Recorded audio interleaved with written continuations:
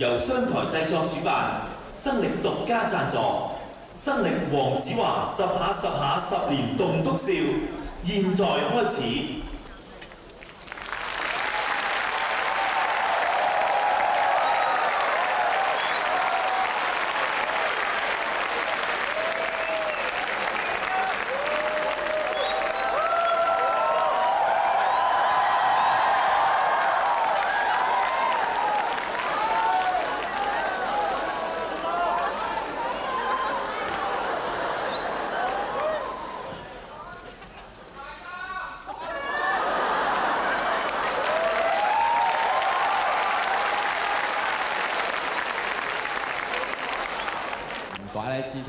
收得啦，點解？仲有咩嗌啊？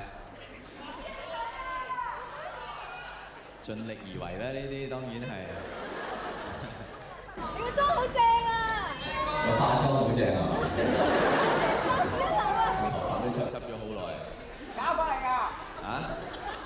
真係幾得意㗎，好多人以為咧，佢話啊棟篤笑呢個節目其實係一齊講嘅，佢覺得係。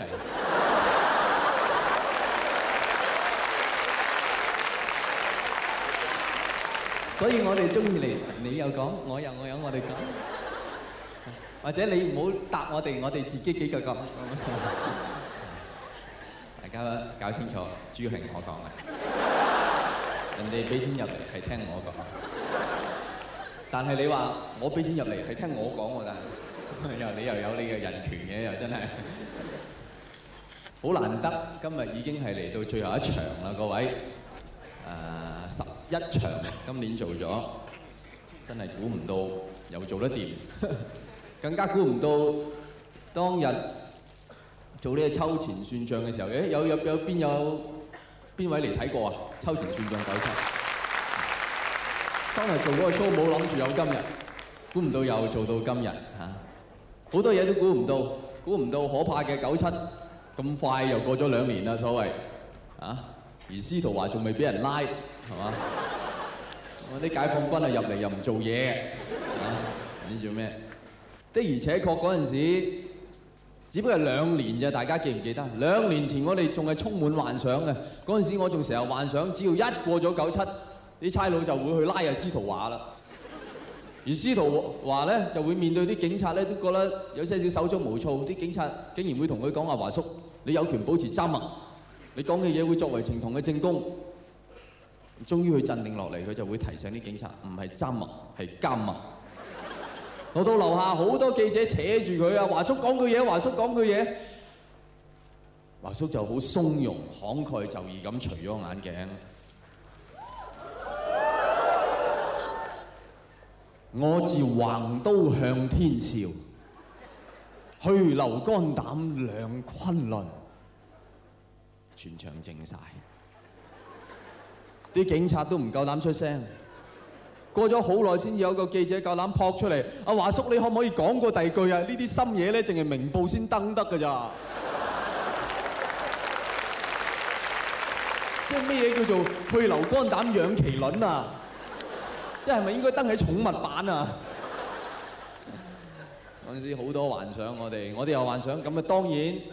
唔少得李柱銘啦，李柱銘又要講我自橫刀向天笑，但係佢要同啲洋人嘅記者講，唯有話 I hold the sword horizontally，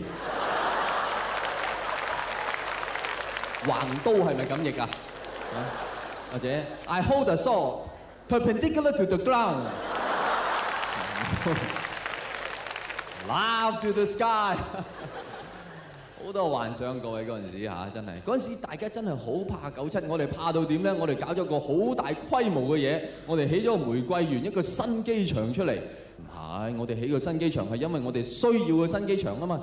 而家新機場已經起咗2年，大家覺得我哋需唔需要新機場？要係嘛？梗係啦，喂！以前我哋去旅行就要去機場搭飛機去旅行，而家方便啦，我哋要去旅行就去機場。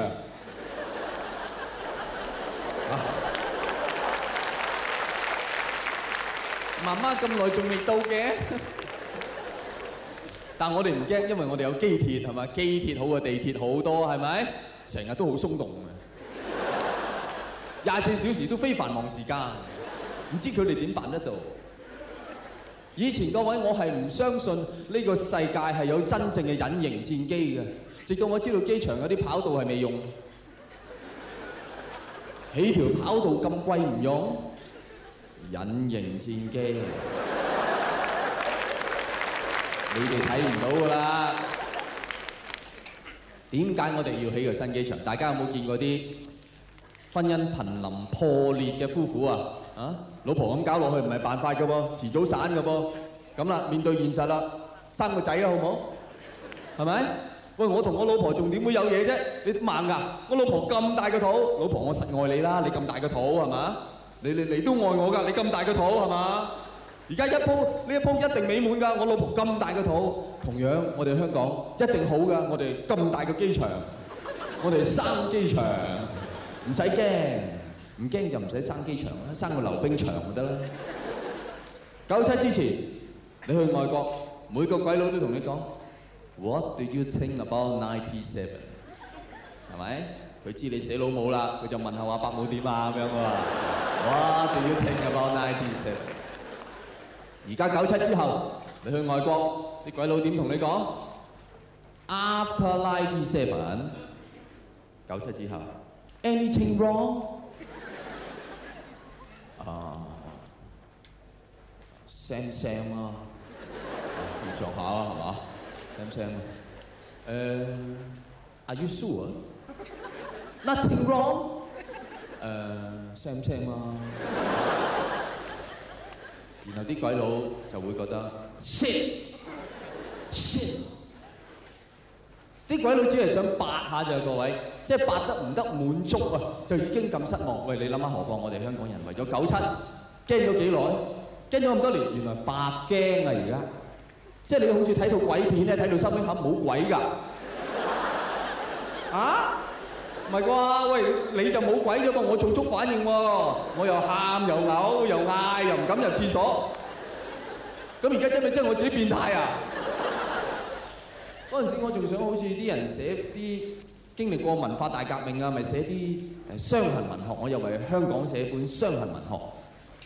啊，面對97，有人一夜白頭，有人暗夜逃亡，有人妻離子散，有人自暴自棄，亦都有人不擇手段。啊，可怕的97終於來臨了。哦，機場很大喎！啊，我哋呢本傷痕文學應該叫做咩咧？嗰陣時有本好出名嘅傷痕文學叫做《人啊人》，我哋香港嘅傷痕文學就係白痴啊白痴，未算白痴，一過咗97，我哋先至真正開始白痴。喺嗰一排，哇人人對未來都充滿咗憧憬嘅，係咪？只要個樓市個股市係咁過多2-3個月咧，哇！我哋就大家都唔使做啦。董建華做唔做到嘢 ？Who cares？ 係咪？過多2-3個月全民退休，得翻董建華做嘅啫嘛。係咪？嗰陣時我哋諗住過多2-3個月全民撚雀喎，你明唔明啊？係啊。喂，咁到時要公眾假期嚟做咩啊？冇用㗎啦，留翻俾啲雀啊！即係端午節嗰日我唔撚你，你明唔明啊？嗰陣時冇人睇到金融風暴，大家淨係睇到金融嘅空暴，係咪？你諗下，當一個社會成個社會會覺得可以全民撚雀，呢個係一個幾大嘅空兆。有一個更加大嘅空兆，就係當啲師奶佢會唔介意將自己最深愛嗰樣嘢攞出嚟同你分享，係一個更大嘅空兆。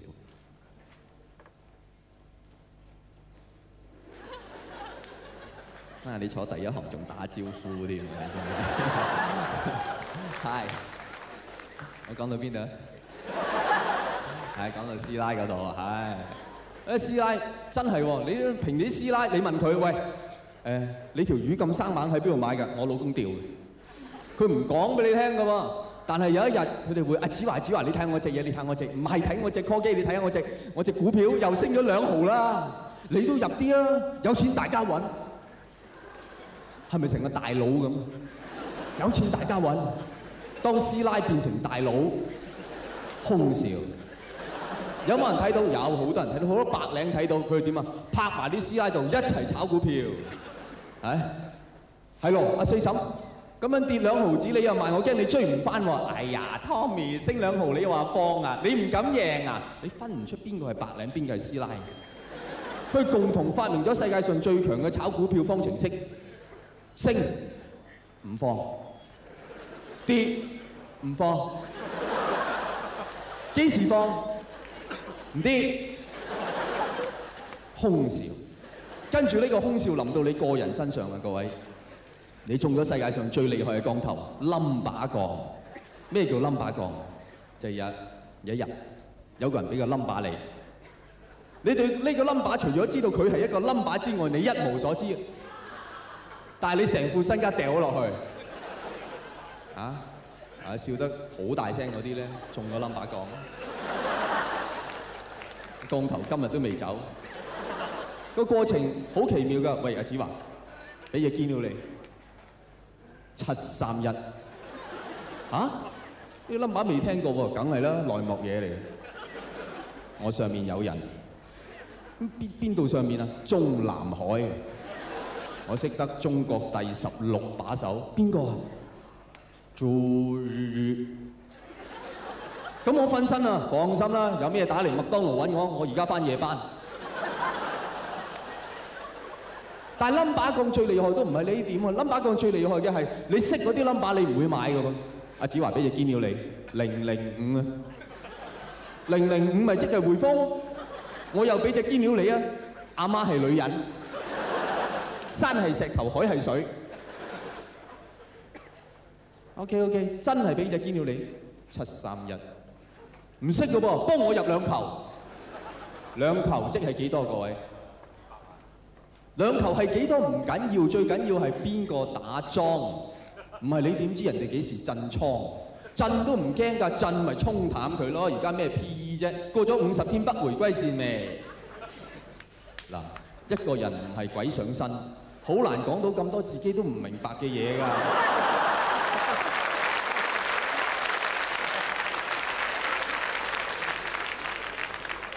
喺嗰排好多人又好中意買樓，於是又發生另一種風潮。嗱，買樓你會睇樓宇推介係咪？你打開份報紙，你發覺嗰啲樓宇推介你越睇越唔明嘅。嗰排越睇越明，呢個叫做呢間樓有一個叫做無敵海景。究竟無敵海景係一個點樣嘅海景啊？請問，即係咪一個好好打嘅海景啊？無敵㗎嘛？喂，個問題係咁，你個海景係無敵海景，咁我個海景唔使出嚟行啦，另一種叫鑽石海景，係咪即個海好硬咧？鑽石海景有另一啲投資嗰啲叫做上車最後機會呢啲樓起喺個車站旁邊咧，一聽就知啦。仲係嗰架車就嚟撞㗎啦，所以係上車最後機會冇㗎啦呢叫投資首選呢等係叫發達之家呢等係叫做曇花一現。咩人會住一等曇花一現嘅樓咧？點樣先為之曇花一現嘅樓咧？各位，即係點樣咧？即係開 lift 有樓，閂 lift 唔見咗。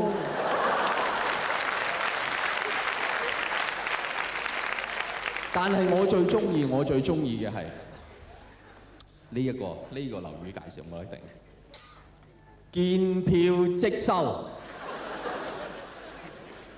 我想買樓啊嘛，你有等樓要買啊嘛，我問你等樓有咩好處啊？我等樓好嘢啊，見票即收。見票即收就即係肯賣，你肯賣你等樓，因為你好有信心，你等樓有個最大好處就係肯賣。你肯賣，因為你肯賣。而我肯買又因為你肯賣。各位，你睇完呢個 show， 人哋問你阿子華個 show 好唔好睇啊？大家識點答啦？佢見票即收。但係嗰陣時冇人投訴呢種咁嘅地產文學嘅噃，人人都好似聽得好明咁嘅噃。點解？因為嗰陣時全香港係得一個行業嘅啫嘛。無論你係男界、女界，你想好世界做地產界。嗰陣時唔係講笑，我真係所識嘅每一個人都係賣緊樓。而每一個賣緊樓嘅人，同時佢亦都喺度買緊樓。嗰種情況就即係好似你買唔買我棟樓？嗱，你買我棟樓，我就幫你買翻你棟樓。咁我幫你買咗你棟樓之後，你要翻嚟買翻我棟樓喎，然後我又幫你買翻你棟樓，跟住你再翻嚟買我棟樓，我又買翻你棟樓，咁啊大家都發啦，係咪？個問題係我覺得係咁，係嗰陣時人都賣樓，咁邊個賣蛋治俾我食嘅咧？我記得我嗰陣時係食過蛋治嘅，唔該俾份蛋治，對唔住我賣樓嘅噃，蛋治。雞蛋問啲賣雞嗰啲人咧，對唔住，我唔係賣雞嘅，我係賣樓嘅。但係你一屋都係雞，你唔係賣雞，對唔住，我啲雞係唔賣嘅，我係賣樓嘅。你買我棟樓，包家私唔包雞，空笑。今晚我講咗好多空笑，點解我要講咁多空笑？係為咗在座有啲20零歲或者以下嘅朋友而講嘅。在座有幾多位嘅咁嘅朋友，拍一拍手。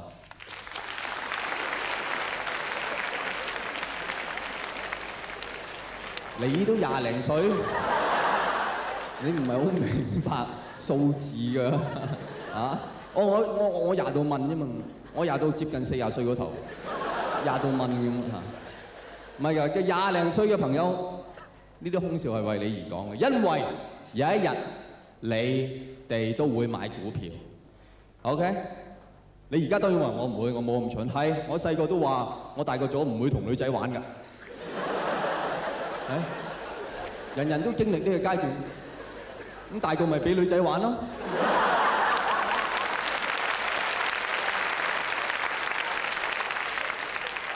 有一日你哋都會買股票，而有一日你就會發覺，你買咗嘅嗰隻股票係唔夠你嗰張股票咁貴，你明唔明啊？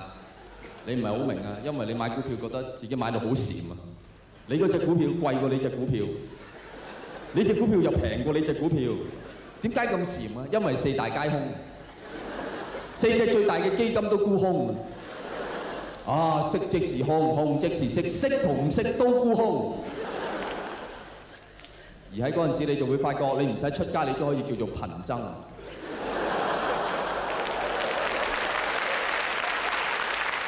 我係好貧僧，大家而家應該明白點解香港無端端佛誕會變咗做公眾假期啊！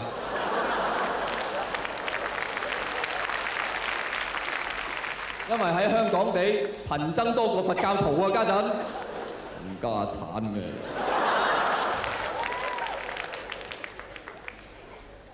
我唔係亂講粗口嘅人啦，你哋大家都知我係一個有文化嘅人，唔毒嗰啲我係唔講啦。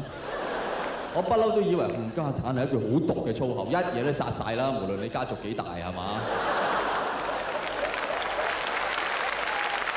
但係而家我先知道有句嘢毒過呢句嘢好多，嗰句就叫做負家產。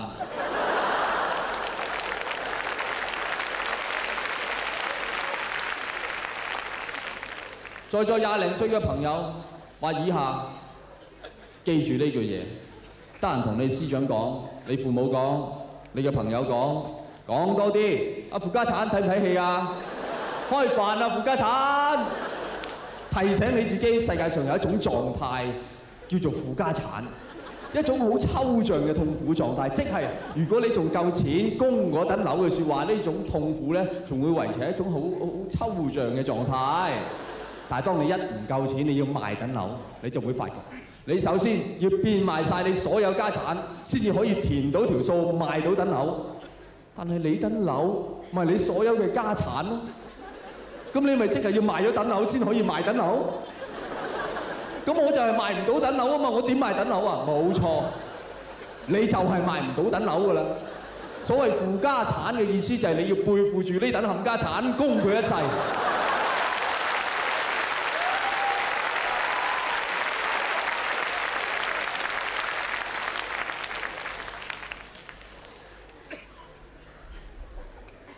係負家產分子係拍唔出手掌，好幸福嘅一群，喺心裏面滴淚嘅，我聽到。但係而家唔驚啦，各位，而家我哋變晒嚇，大家嘅心態唔同晒。而家我哋嘅心態係咩咧？最緊要做人嚇，要安分守己，唔好炒炒作作，要腳踏實地，好好地做嘢，好好地做嘢，啱唔啱？啱唔啱？啱，係好好地做一個海底隧道收銀員，啱唔啱？即係每日都係咁。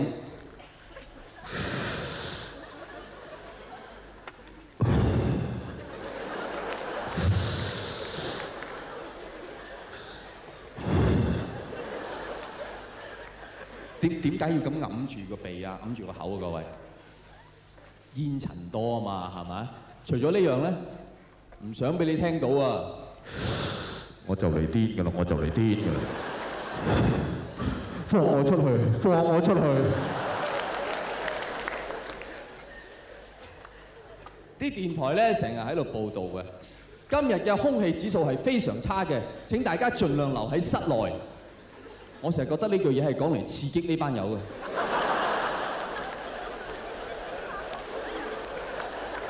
我咪係因為留咗喺室內，所以空氣好差咯。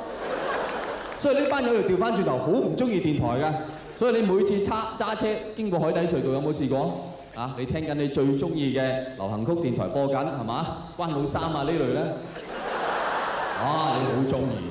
啊！你好留心去聽，但係當你正好投入嘅時候，忽然之間電台個海底隧道嘅電台就會 jam 入嚟，得令得令得令。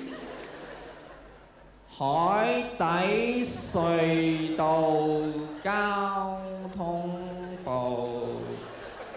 告，一切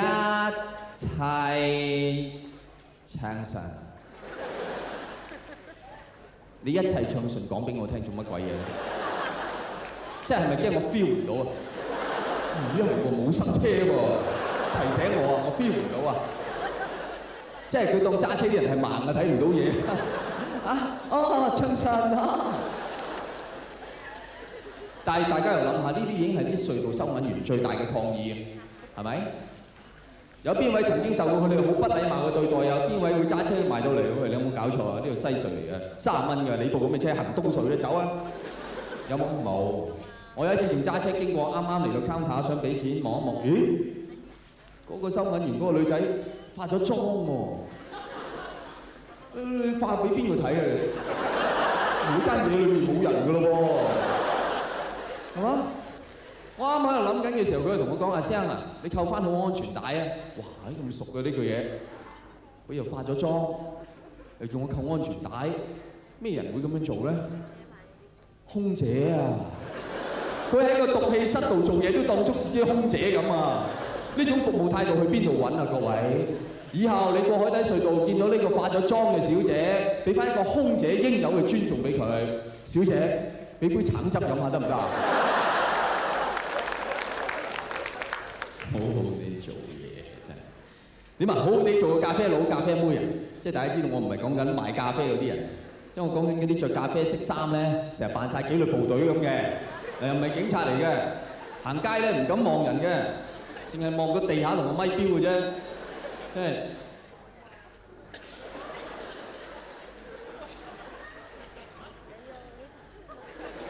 我成日心諗，你話如果有條友個樣生到好似個咪標咁嘅咧？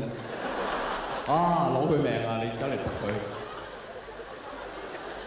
哎呀，人啊！你有冇諗過點解我哋已經有警察抄牌，我哋仲有啲咖啡佬、咖啡妹？各位，因為佢哋抄牌快過啲警察好多啊嘛！因為佢哋抄你牌嘅時候，佢更加驚係你會忽然之間出現抄佢阿媽，你明唔明啊？嚇！即係佢哋抄牌嘅衝勁就係嚟自唔好俾人抄啊！即係話呢啲嘢唔係你抄我，我抄你嘅，我都唔想咁。點解我哋政府要製造一份咁痛苦嘅職位咧？我成日諗，點解咧？我都唔知。我淨係知道我哋政府千祈唔好俾呢班人可以轉職，轉做警察，唔係好大件事啊！我係咪唔抄得你牌？你講下，我係咪唔抄得你牌？我未抄，你試下埋去入標，睇下邊個快嚟，嚟睇下邊個快。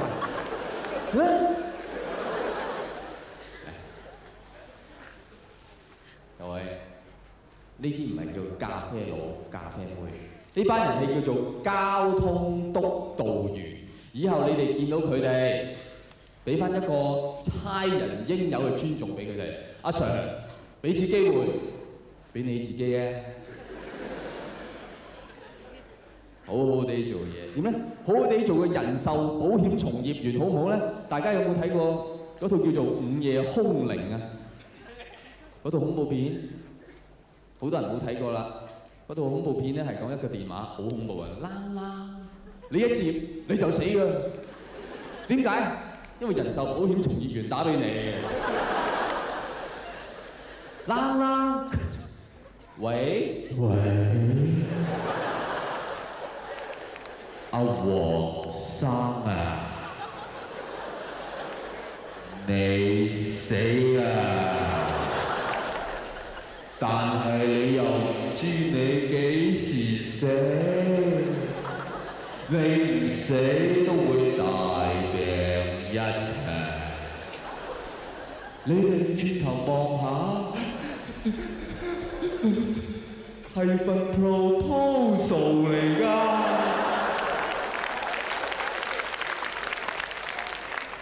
我唔知你哋點，我每次見完呢啲保險嘅人咧，我都幫佢買份保險，好合作。因為我每次見完佢哋，我都真係覺得命都短幾年嘅真係。因為佢哋講嘢咧，唔係一般人嗰種邏輯㗎嚇。你同佢講喂，唔係咧，陳生，我呢幾個月咧，呢幾個月都完全冇時間㗎。哦，唔緊要，你今晚有冇半個鐘咧？唔係啊。即係我有朋友咧係做保險，我幫佢買咗份保險㗎。哦，唔緊要，我唔介意㗎。你明唔明啊？我全屋都係做保險㗎，全家人都係賣保險㗎。係啊，而家好多人做保險㗎。你冇辦法講得佢哋明。在座有冇做保險㗎？下一手。我咁樣講好似好歧視你哋咁係咪？但係你哋都慣㗎啦係嘛？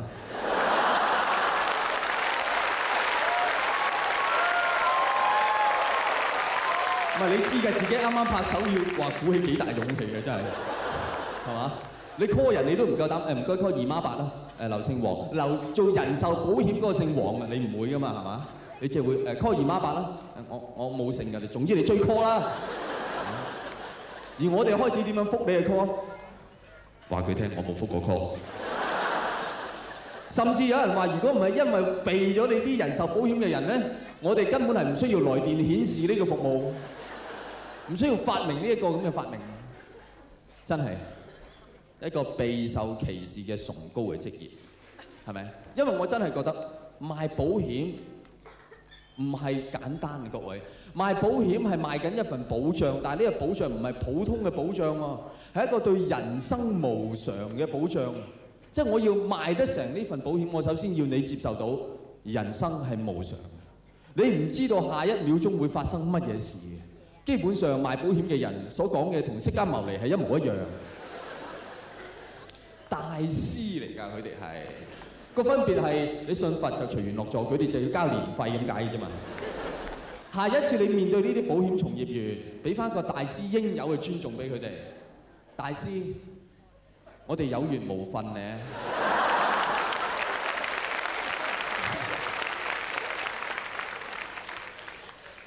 好好地做嘢，點樣好好地做一個護士又好唔好咧？在座有冇人做護士啊？嗱，真係崇高嘅職業嘅護士，有冇啊？都有嚇，乜嘢護士啊？偷走出嚟啊！由得嗰條心臟病發。但我好明白你，因為我細妹就係做護士嘅，你明唔明啊？我試過我喺屋企好唔舒服，我同我細妹講，我細妹好唔舒服啊！佢話：哦，唔係咧，我有啲發燒咧，探熱啦。喂，屋企冇探熱針啊，落街買啊！咁我跟住開始有些少抽筋啊，有些少想嘔咁樣啊。而我細妹見到，哇！大佬，原來你唔係講笑㗎，咁我出街啦！乜親生大佬都係咁樣對我，佢翻到醫院點樣對啲病軍咧？但我唔會怪佢，因為我好明白，你做護士一個女仔，同大部分嘅女仔一樣，好似我細妹咁，係由細到大都中意一啲好靚好靚嘅嘢噶嘛。玩係咩？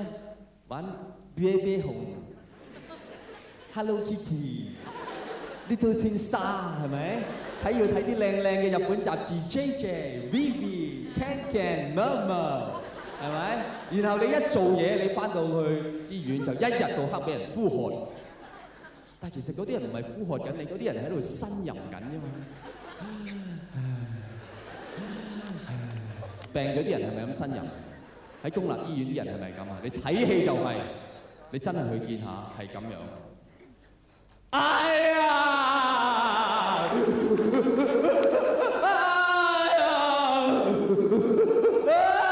佢係應該死咗㗎啦，你覺得？一個人咁樣做3分鐘，你會死㗎啦！佢成晚唔使瞓都係咁做得㗎噃。嚇！你做護士，耳中所聽呼天搶地嘅呻吟，眼中所見屎尿血濃痰，任摸一樣你摸邊樣啊？唔使自己摸，你做得護士你知㗎，叫個病人自己搞掂啦，係咪有痰啊？掠啊！掠啊！掠啊！你有冇想像過世界上有個職業係一日到黑要講個掠字嘅？你知唔知考護士第一個條件係咩？你要講到個拗音。掠。你試下。唔該你掠啊，唔得。掠唔到係嘛？鉗啦，鉗啊！我必啊，好核突，好核突。但係未算最核突，我覺得最核突係嗰條友屙到、鉗到、必到、掠到，好翻嘞噃。然後佢就會走埋嚟同你講：姑娘，你人又靚，學歷又高，唔知你鹹唔鹹濕嘅咧？你係想像唔到呢個世界各位有啲人係鹹濕到大膽到夠膽性騷擾過幫佢打針嘅。姑娘，吉吉啊！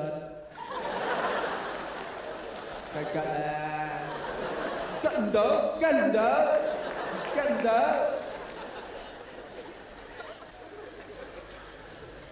有冇人做邊份職業想我講下？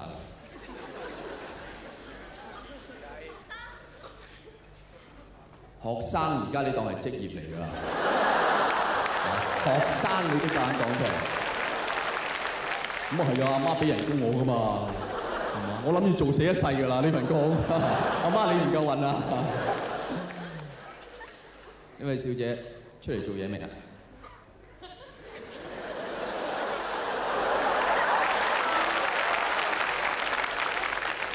而家好巴閉㗎，係真係啊！而家係未做嘢嗰啲威過做嘢嗰啲咩？而家做出嘢做緊啊，好謝啊！咩？唔打算就讀8年Form 7，我諗住。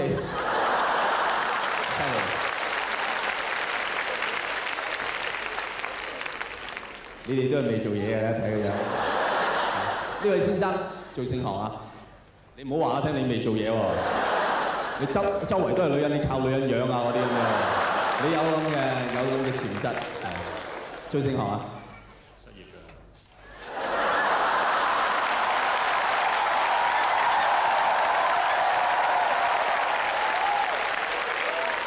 咁你係咪用緊你最後嗰250蚊買呢個位啊？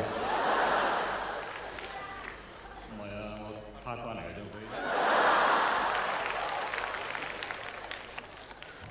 我哋場場都拉嘅。你唔好以為失業唔拉㗎，撻飛呢啲嘢，我場場都照拉。我哋通常即係原來全場係冇人做嘢㗎今日，唔係失業就係做學生嘅嚇。有冇一個係做嘢㗎？一個咁多啊？有冇一個咁多？哇！梗係幾大都唔認啦，咪全場我要代表大家交晒水咁樣係嘛？呢位先生有冇做嘢啊？你有做嘢？你做聖行啊？銀行速遞員。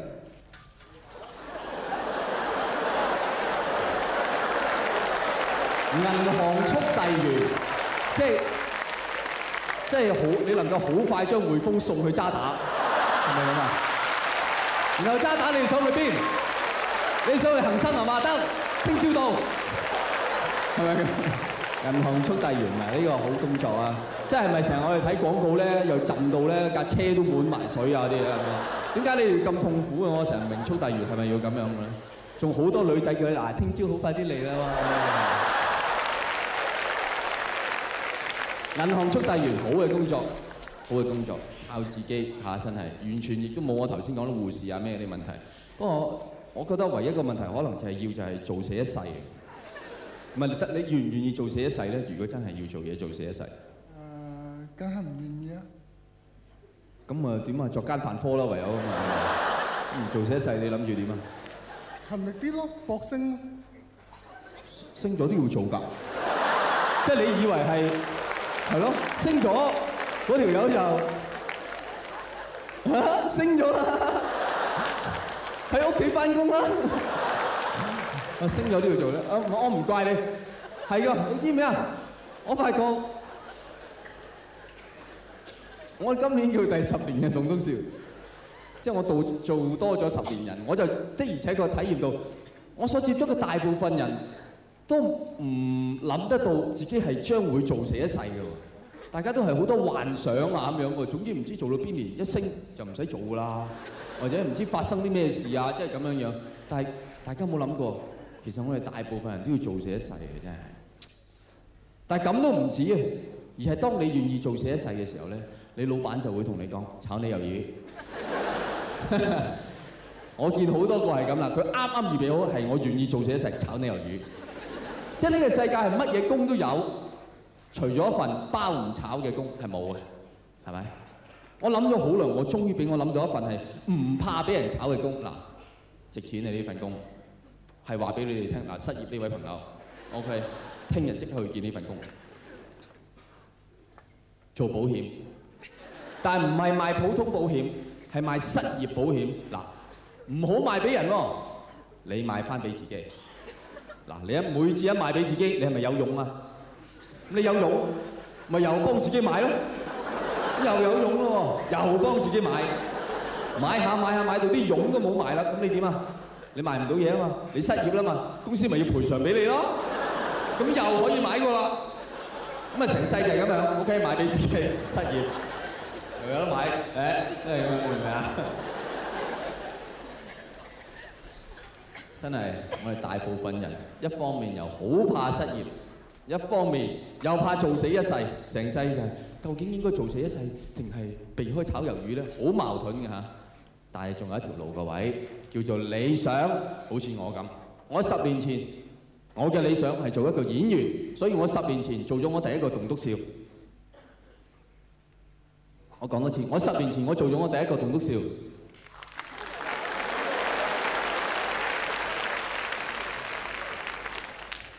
即係我哋香港人拍手掌咧，係差唔多要講到明咁滯。我10年前做咗我第一個棟篤笑，請拍。係冇錯，我做嗰個棟篤笑係為咗理想，各位係為咗宣佈我要放棄我嘅理想。嗰個 show 叫娛樂圈血肉史，基本上一個放棄理想嘅宣言，就話俾大家聽，我好想做演員，但係做唔到啊。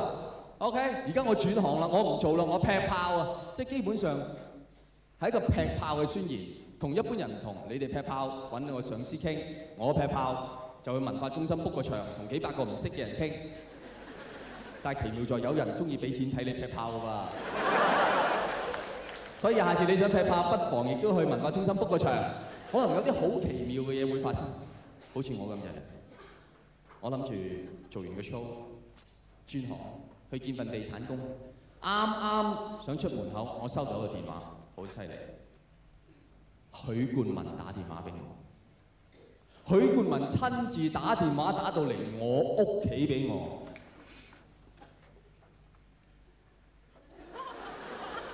你哋好似冇乜嘢咁樣啊！即係許冠文都打電話俾你哋咁樣，真係巴閉。我講多次，許冠文親自打電話打到嚟我屋企俾我。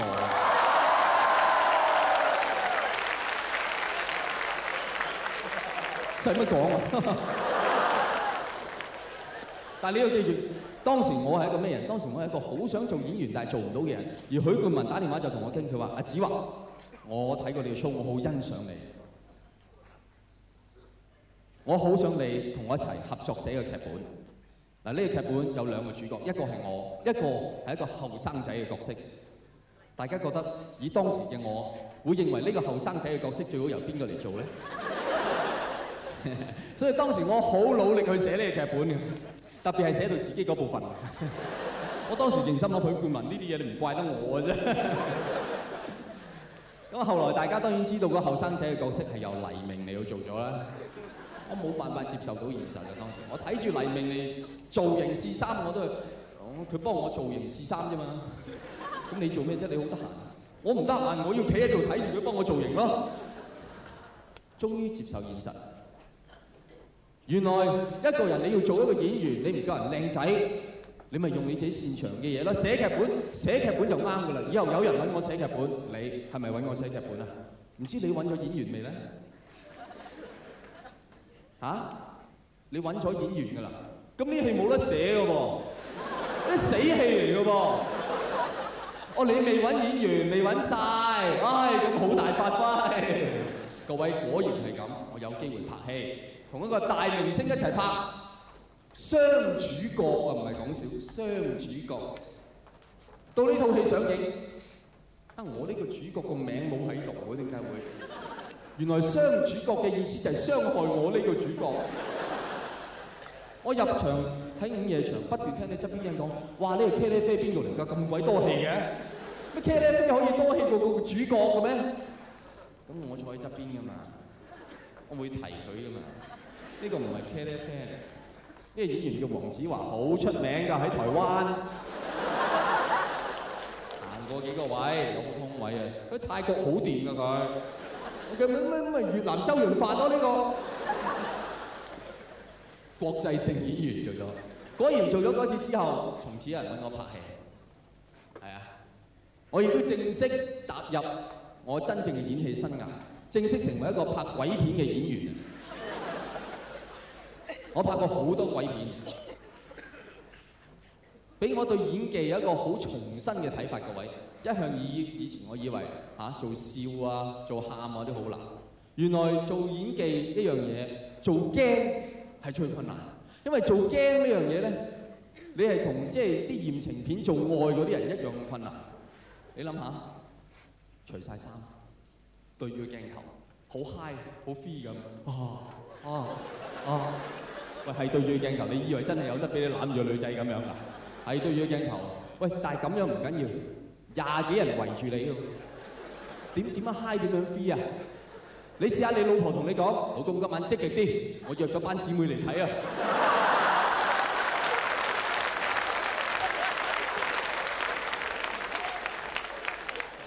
有男人話正咁，不如班姊妹唔好睇啦，加入。你同樣你明唔明啊？做驚就係一模一樣，你驚都係好自然嘅反應啊嘛。有鬼就驚啊咁樣係嘛？喂，點樣驚？20幾人圍住你噃，個個都好鬼鎮定喎。後面仲有幾個喺度食緊飯盒添。你試下20幾人揾間鬼屋去下，變咗歡樂小天地啊！係咪？邊度有鬼啊？邊度有鬼啊？而拍鬼片，我覺得咧，各位最困難嘅地方係咩咧？最困難咧？就係通常嗰隻鬼咧，你係識噶嘛？你明唔明啊？我識你噶嘛？你扮乜鬼嘢啫？而我見得最多嗰隻鬼就叫做羅蘭姐。你面對羅蘭姐呢隻鬼，你真係有特別嘅難度啊！你明唔明？因為羅蘭姐其實喺真人生活裏面係一個非常和藹可親嘅長者嚟。你知唔知羅蘭姐點稱呼我？平日點嗌我？子華哥。羅蘭姐係叫我做子華哥。我俾佢搞到我亂晒龍啊！所以有時我叫關海山做阿山仔。白雲標啊 B 記咁樣啊，我都冇晒輩分感，你明唔明啊？佢羅蘭姐搞到點解子華哥啫？但係當羅蘭姐一入戲，做鬼要追你嘅時候，你真係會驚喎。一路跑你一路驚，因為佢幾廿歲㗎嘛，你驚佢慣親㗎嘛。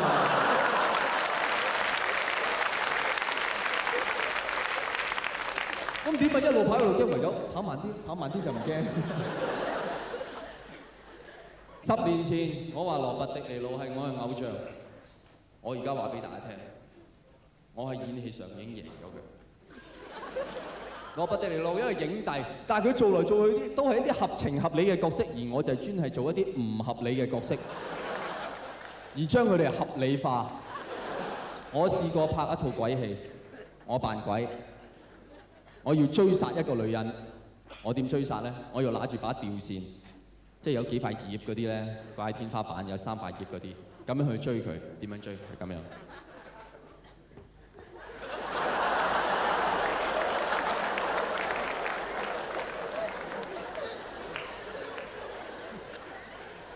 我鬼嚟㗎噃，我做乜鬼嘢啊喺度？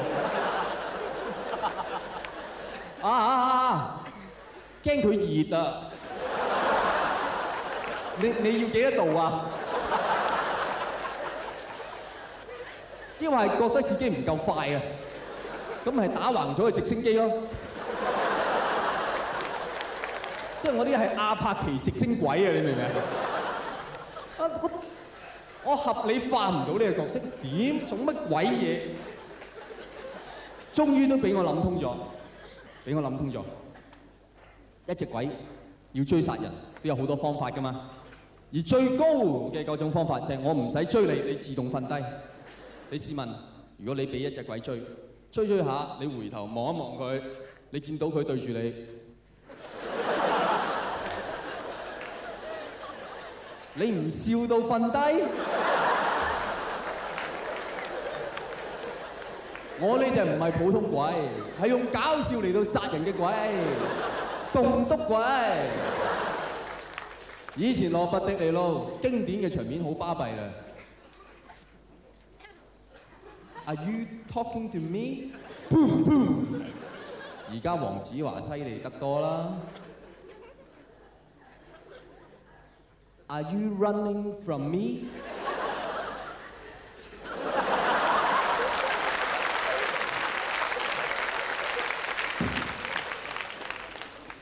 鬼片真係唔易拍㗎，各位。但係我拍鬼片拍到攞最佳男配角提名。問題係冇人會當一個拍鬼片嘅演員係一個真正嘅演員嚟嘅噃。我拍鬼片拍到攞最佳男配角提名，就即係話我真係唔係一個真正嘅演員。你明唔明啊？即係好簡單。我除咗拍鬼片之外，我真係好少拍過其他戲。我合咗得最多嗰位女明星都係阿羅蘭姐。我試過有個記者問我，佢話：阿子華，除咗阿羅蘭姐，你認為有冇第二個女演員同你合作咧，會好有火花咁樣？我話張曼玉啊，張曼玉幾好啊。然後佢就好似我而家呆咗，然後我睇佢塊面咁紅上嚟，佢意思就係張曼玉啊，你唔面紅啊？我幫你啊！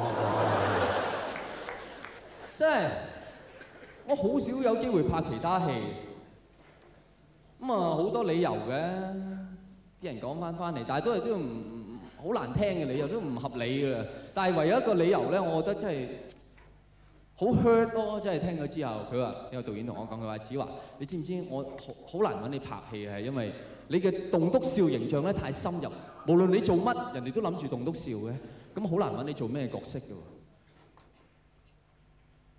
即係我真正有機會演戲，係因為我做咗棟篤笑，而又因為我做咗棟篤笑，我唔可以真正演戲。咁你就即係離間緊我同棟篤笑咯喎。咁你真係想我憎棟篤笑，我梗係情願憎你啦，死八公！但係有時一個人咧，真係唔係話乜嘢都撒賴就得㗎，各位。因為呢個世界上有一樣嘢咧，好客觀嘅，叫做票房，唔到你撒賴嘅。我大話出道到而家10年啦，10幾20部唔止，20幾30部，可能30幾40部㗎啦，大話拍過，但係冇一部收得。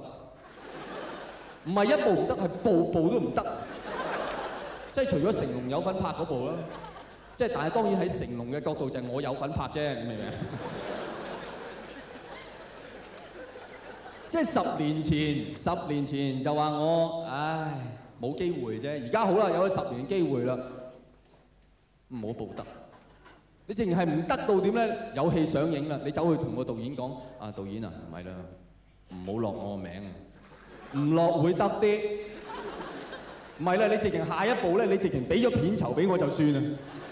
即係你會咁樣諗嘅，你明唔明？因為你人生會嚟到一個階段，你覺得原來真係會唔得嘅噃。當前咧係得2個選擇，一係再次放棄，一係等一個機會，做個甘草演員。嗱，大家唔好誤會，好多人以為甘草演員一定年紀大，唔係。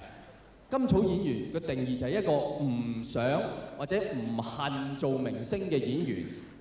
你一般人做演員咧，你一定恨做明星噶嘛，係嘛？你好少有女仔嚇，就算佢選美啊啲佳麗，你唔會見到佢會話我嘅志趣咧就係要做一個甘草演員，多謝，唔會噶嘛。你做得演員，你想做明星，間唔中有一個會講我唔恨做明星，我唔要嗰啲咁嘅假風光，我淨係想不停有得做戲，演繹唔同嘅角色，不停有得做戲，演繹唔同嘅角色，呢個唔係明星係乜鬼嘢啊？不停有得做戲，明星都唔得啦，係咪？我唔想做明星，我淨係想做個演員。我唔想食飯，我淨係想飽。你做得演員，你想做明星，因為只有做到明星，你先至可以有啲機會真正演下戲。而甘草演員真正嘅定義就係，佢係一個唔係好介意唔做演員嘅演員。嗱，唔係人人有咁嘅胸襟㗎，我有咁嘅胸襟。我預備好去做一個甘草演員，但係與此同時，電影退咗休。你明唔明我講緊咩啊？你想做死一世，炒你魷魚。但係呢次唔係一個咁樣炒你，係成行接埋嚟炒你。好難諗得通啊！但係我個人有個好處，每逢遇到啲我諗唔通嘅嘢咧，我急尿。你哋急唔急尿啊？係時候放大家15分鐘去方便下，好嘛？好嘛？啊，開始想行開下，但係其實方便都係事少。尋日我開始同大家玩咗個遊戲，我覺得幾好玩嘅，啲人性嘅測驗，今日都可以試玩下。如果大家有興趣嘅説話嚇，我下面有啲 T 恤賣嘅。咁你入嚟嗰陣時咧，有啲人買咗啦嚇，即係50蚊件咁樣啦嚇，50蚊件。我話俾你聽，嗰件嘢成本45蚊。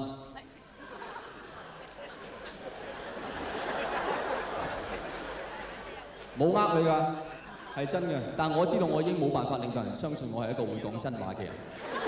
我知道，但我只可以話多次俾你聽，我冇呃你。OK， 成本45蚊，喺下面賣50蚊。但係而家我玩一個遊戲。你話佢值幾多你就買啦。你話佢值10蚊，你俾10蚊，我俾一件你。你話佢值20蚊，俾你。你話佢值100蚊，當然你唔會嘅，係嘛？呢個世界唔會有咁嘅人嘅。尋日出現咗一個咁嘅人，你話值幾多，賣幾多俾你，你行落去。尋日試過有啲咧，俾30蚊，3大2細1中啊，唔該。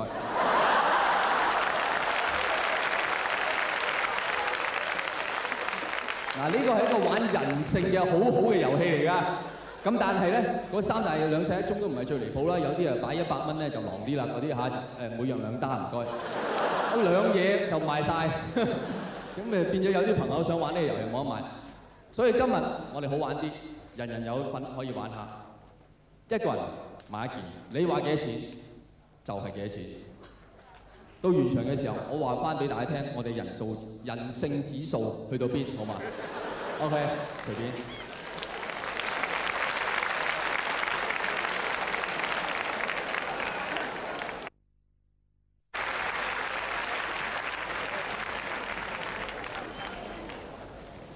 開唔開心啊？買 T 恤買得，過唔過到癮啊？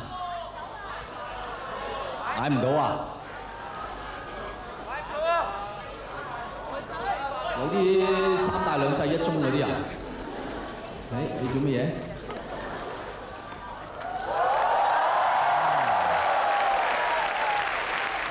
多謝。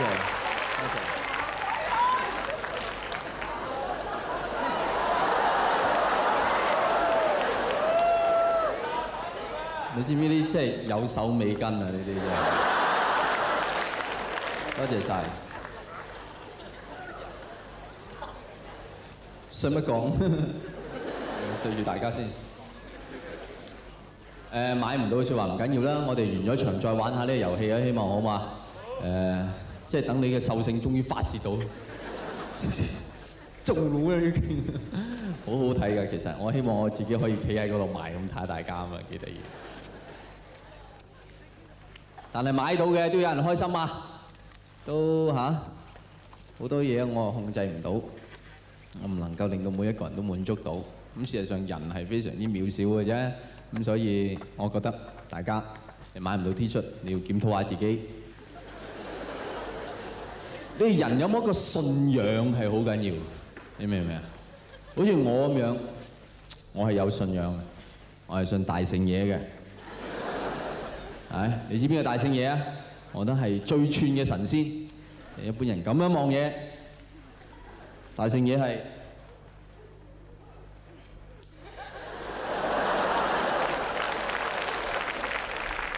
即係哇！呢一下係嘛，長你2尺啊，大佬隻手係嘛？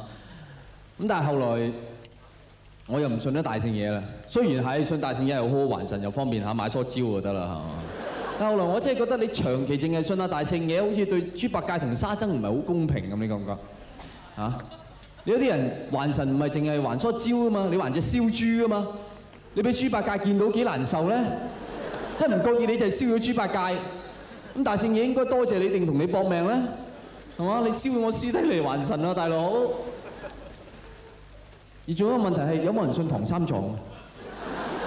冇人信唐三藏嘅，大家已經唔記得咗大聖爺係一個師傅嘅，個信徒弟唔信師傅。我哋拍劇已經夠出位啦，你啲馬騮精啊呢啲嘢，使乜驚啊？好出位咧，豬八戒都出埋位，豬八戒今日嚟咗，俾大家睇下。黎耀祥嘅下邊金毛豬八戒，一個瘦仔嚟嘅啫嘛，喺度扮豬八戒都出埋位，係個唐三藏就成日死啦，咁樣點搞？咁搞落去點辦？唔通作為唐三藏要同蜘蛛精搞緋聞？即係唔講阿彌陀佛，係講 I love you 咁樣。所以我覺得作為一個信仰好緊要，揀翻啲正統啲嘅，大家應該好似我咁樣，我係信觀音啊而家。正統同埋話晒係自己人，我係契咗俾觀音嘅，即係你哋要叫觀音做觀音大士，我叫佢做契媽大士。但係後來又有人話俾我聽，其實觀音可能係一個男人嚟嘅，即係我叫阿契爺嗌咗佢做契媽，嗌咗10幾年喎，唔怪之好似唔多保佑我咁樣。你哋嗰啲都係啊，入個觀音廟咧，見到畫到觀音成個女人嗰啲咁樣咧，成日變性人咁嚟嘅，即係對觀音嚟講。你嗰啲又拜一次衰一次啦，入嚟嗌契媽，我保佑你變契弟，係咪？當然講笑啦，觀音係冇咁小氣。你哋有冇試過向觀音借庫啊？在座有冇試過？知唔知咩叫觀音借庫啊？即係入去借錢咁問觀音，當年咧你就揾到㗎啦。在座有冇人試過啊？一個都冇啊？因為唔夠膽啊！我就問過觀音借庫，真係好靈㗎！你哋要去試下啊！我每年問佢借2000蚊，我都揾到2000蚊。喂，其他啲友仔借庫好離譜，你揾次去睇下，開眼界啊！真係呢個入到去普通一個普通一個人啫屋企家無恆產，職業都冇嘅，又失緊業。我今年就借600萬啦，呢個你借600啊？咁我借400啦，齊頭啦！觀音1000萬，借1000。但好奇怪，借幾百萬有，借幾千萬又有，從來冇聽過人係借幾億嘅喎。真係咪覺得冇理由我借幾億好離譜啫？借幾千萬 make sense， 好合理，係咪咧？我唔知，我淨係諗咗好耐，我就明白。我知道點解即係究竟所謂借庫嘅心態係點解？你明唔明？即係啲人去借庫咧，佢唔係諗住佢揾到幾多佢就借幾多，佢使到幾多佢就借幾多。嚇嗱，3000萬、30億都係揾唔到㗎啦。但係3000萬我識得點使啊嘛，30億點使啊？俾1億阿爸擺大壽啊？1億擺幾多圍啊？咪俾貼士都俾幾百萬，點俾得起啊？但係有3000萬唔同啊爸，一定擺得好好睇睇。所以我就曾經見過一個婆仔去觀音廟借庫借3000萬，佢覺得佢可以使到3000萬。佢應該使3000萬，佢好想使3000萬，而當時佢只不過係攞緊每個月3000蚊嘅綜援。所以我而家唔中意借庫，我唔中意提醒我自己我可以使幾多錢啊，同埋借庫兩個字裏面有個係借字，借係要還㗎嘛，所以我情願都係信黃大仙好啲。黃大仙唔使還，有求必應啊！如果你覺得黃大仙唔夠穩陣，咪信埋九龍城咯，係咪？成大信晒佢，係咪？你好有信心㗎啦，一個人能夠信多過3個地鐵站嘅距離。信心嘅偉人，有啲人話我信香港嘅，哇有冇咁犀利啊？有啲仲我信中國，哇係咪被逼㗎你？我其實黃大仙都唔係好信到，我至多係信慈雲山嘅啫。我係想同大家講下我對信仰嘅最大恐懼係咩？各位，即係我哋成日想信一啲神仙、佛、神乜嘢都好啦，就係想得到一啲嘢。好多時當我哋得唔到嗰樣嘢咧，我哋就會話：都唔知靈唔靈嘅，都唔知有冇嘅，或者梗係我自己唔夠神心啦。但係大家有冇諗過，其實唔係，即係大家都你本身已經好神心，佢又好靈嘅，佢係真係有嘅。問題係佢唔中意你，點解佢唔中意我？佢就係唔中意你咯。咁唔可以冇理由唔中意我咪？佢唔使理由唔中意你㗎，你不妨去砵蘭街問下啲紋身佬啊！我就係唔中意你，我睇你後面憎你前面行啊，係咪？你明唔明啊？所以如果真係有滿天嘅神佛各位，我唔敢去打擾佢哋。即係佢哋睇我梗係好啦，佢唔睇我都唔緊要。最弊係佢原本唔識得我，我係辣着咗佢，揾幾支香啊！然後佢就發覺啊，呢條友仔好黑我憎喎。以後逢親電視劇大結局我就上佢身，人人有得睇，係你冇得睇。有啲人仲話呢個世界得一個神嘅啫，得一個上帝。我覺得咁仲大鑊啊！各位，你覺唔覺？即係你明明即係如果我信孫悟空，咁孫悟空唔 like 我可以走去同阿觀音咪你拆掂佢條友好煩啊！近來要蕉又唔得，乳豬又唔得，唔知要食乜咁係嘛？咁但係如果得一個上帝一個神，佢唔 like 我，咁揾邊個傾啊？冇得傾噶噃。唔怕，上帝係三位一體啊嘛。聖父唔妥我，揾聖子去拆掂佢，搭去聖靈。人哋三位一體，人哋幫佢自己定幫你啊？預埋你四位一體好唔好？以前有個人好大膽夠膽講話，唔驚啊！上帝已死，哇！我唔夠膽咁黑心，我淨係需要上帝以為子華已死，感謝主。唉，人類實在犯咗太多罪惡，我一定要殺一儆百。黃子華喺邊度？死咗咯！咁啊你咧？行啦，唔使標童啊，冇用啦，行。各位你明唔明？我哋只不過係區一個人。你夠膽亂咁信呢啲嘢，即係話你覺得我可以冧得掂呢啲神佛佛？我哋只不過係人嚟啫嘛，點冧得掂咁多嘢啫？我哋連人我哋都未冧得掂啦。好簡單，你嘅情人有一日同你講：阿強啊，食飯啦！你就已經忽然間會覺得點解上帝要咁樣懲罰我？阿強，食飯啦，有咩問題？你係叫阿強啊，叫你食飯喎，有咩問題啫？係冇問題，不過不嬲佢係叫你做強啊嘛。啲人話愛情令人盲目，唔止，愛情亦都令人耳聾。唔係你點可以咁多人接受對方嗌你做 BB、GG？乜嘢地方嗌啊？你30幾40歲、50歲一個麻甩佬着件背心嚇，喺架巴士度嚇，滿身大汗就嚟落車啦 ，BB 落車啦，哇！成車跟埋你落晒去啊！幾多巴士失事都因為咁，我懷疑。啊，一個肥師奶，一個肥佬啊 ，BB 姐姐，哇！啊？係咪？你唔明白呢啲人，佢哋唔顧你咩身份㗎。華華，我特首嚟㗎。哦，棟棟，佢又唔顧你咩場合㗎喎。咩咩請到酒樓大堂，咩咩請到酒樓大堂，有人喺度等緊你。你係咩咩？你去唔去酒樓大堂好啊？嗰啲推下點心嗰啲，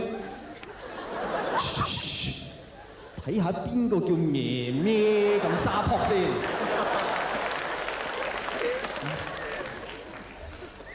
然後你係咩咩？你咬緊牙關起身啦，去啊去啦！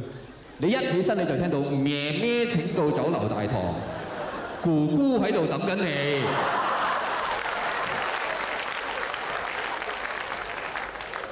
你知唔知人人搬屋原本係叫做亞人搬屋嘅？你過唔到去情人嗰關啊？喂，哦，你揾亞人，你想搬屋啊？你等陣，人人，從此就叫人人。行與人龍拳，因為佢冇情人啫。如果唔係，就會變咗點解要嚟學人人龍拳啊？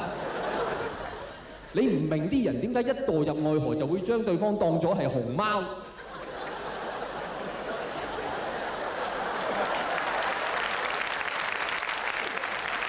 一定打媽咁叫㗎噃！我覺得熊貓呢個改名制度要改㗎啦，以後係應該國強同玉鳳已經嚟到海洋公園啦。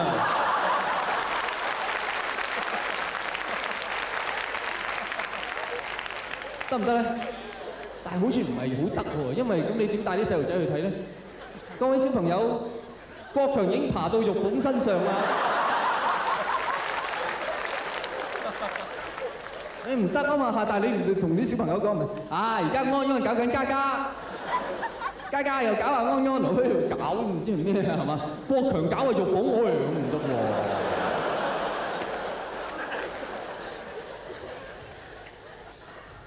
今日阿強好唔開心，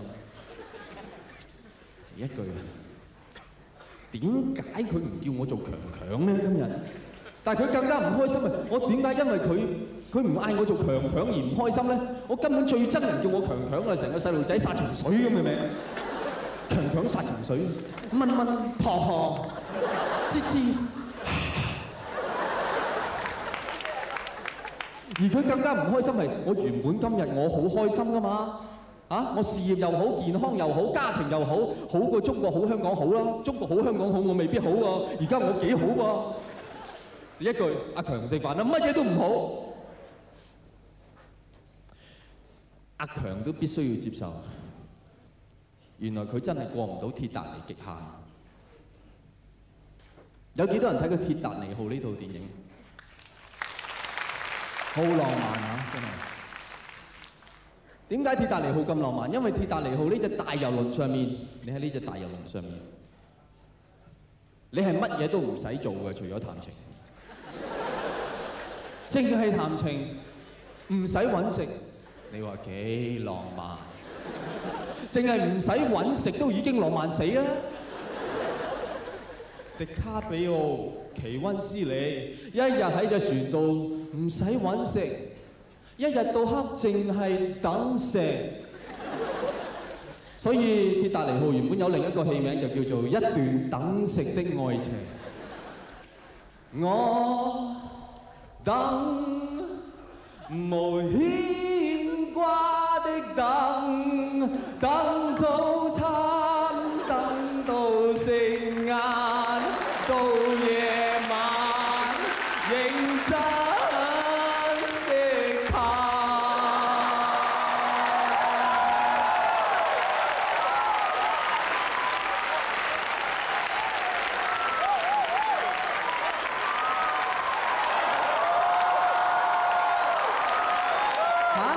嚇？又開飯啊？就開飯啦 ！I'm the king of the world。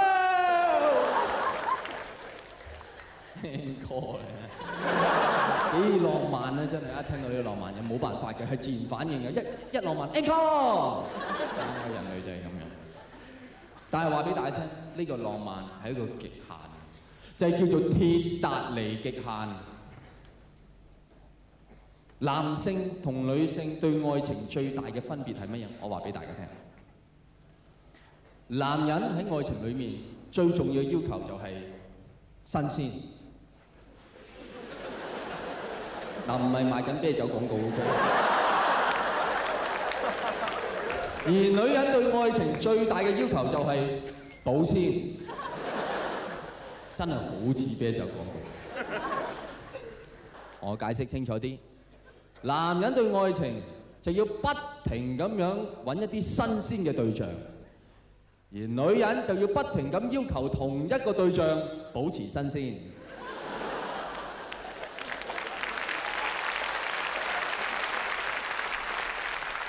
所以你成日聽到好多女人同男人講得最多嘅一句説話係乜嘢？你對我已經唔係好似以前咁，係咪？每個男人聽到都拗頭。我識咗你2個禮拜到啫嘛，我點樣對你唔係好似以前咁啊？唔通我以前識得你，我唔記得咗，然後又走翻嚟又識翻你？識得好耐嗰啲又死，阿姐，我識咗你成世人啊！你成世都喺度同我講，我對你唔係好似以前咁。唔通我前一世識得你啊？冇可能噶嘛！個喇嘛話咗，我前一世係張凳嚟㗎，仲係一張摺凳啊！我唔多同人傾偈㗎我。各位，究竟啲女仔所謂嘅？你對我已經唔係好似以前咁啦，嗰個以前係幾時？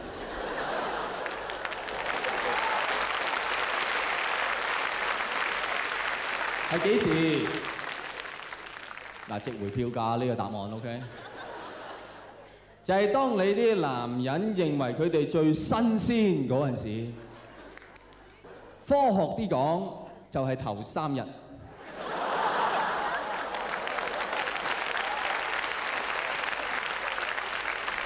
你溝佢頭嗰72小時，喺頭嗰72小時之內，啲男人會開行佢個浪漫嗰副 turbo， 做盡佢餘下所一世人都做唔翻嘅行為。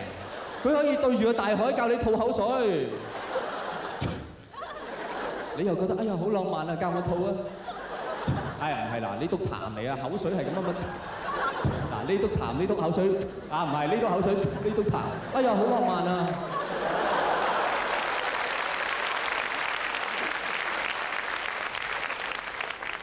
但係一過咗頭呢72小時，呢個男人唔會再覺得個女人新鮮，而個女人就會開始覺得呢條友仔需要保鮮。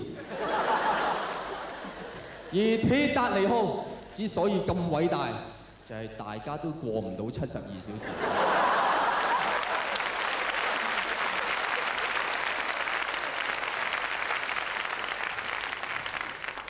根本唔俾機會個男人覺得個女人唔新鮮。浸瓜佢，你見住個男人跌落海，啲水好凍啊，滴滴震啊，佢都仲會讓個浮板俾個女仔，點解啊？因為佢副 turbo 仲開緊。唔緊要，你用我唔動，你繼續咁新鮮。但係佢更加偉大，喺條女人面前浸呢個男人，唔係一般咁浸，喺啲接近0度嘅冰水嚟去浸佢。哇！咁樣有乜辦法唔保鮮？所以好多女性同我男朋友睇完呢套戲，都忍唔住眼濕濕嘅出嚟，係咁望住男朋友。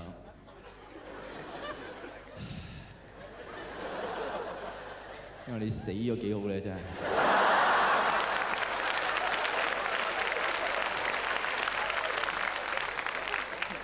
咁多人浸死你唔死嘅？嚇？睇完戲仲去邊啊？不如去游水啊！趁天氣凍啊，係咪咧？鐵達尼極限，即係話你聽，你愛情好難過到72小時，除非你有好深厚嘅哲學根基。中國近代有一位好出名嘅哲學家，咁當然係唔夠黎明出名㗎啦，叫做唐君毅。唐君毅喺佢生前嘅時候咧，就寫咗好多情信去追求佢位太太。死後佢太太咧就將佢嗰啲情信咧結集成書，就係呢一本叫做《致庭光書》。庭光就係佢太太個名，嗱人哋係叫庭光書，唔係致黃光書。OK， 人哋係寫情信都寫到咁厚啊！我哋談情談3日，乜都談晒啦，係嘛？仲有咩講啊？咪由頭嚟過咯。啊，你都幾劈得㗎噃！人哋唔係啊，人哋有哲學根基。咁喺裏面咧，其中一封情信咧，就講到愛情嘅真諦啦，各位。留意啊！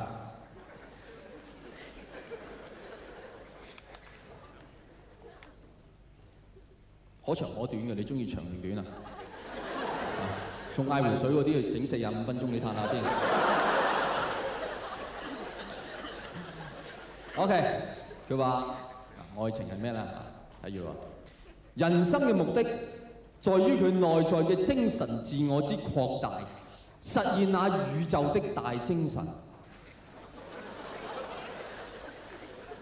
男女之愛就係去擴大內在精神自我的其中一條路。大家而家都知道愛情係咩啦，好清楚啦。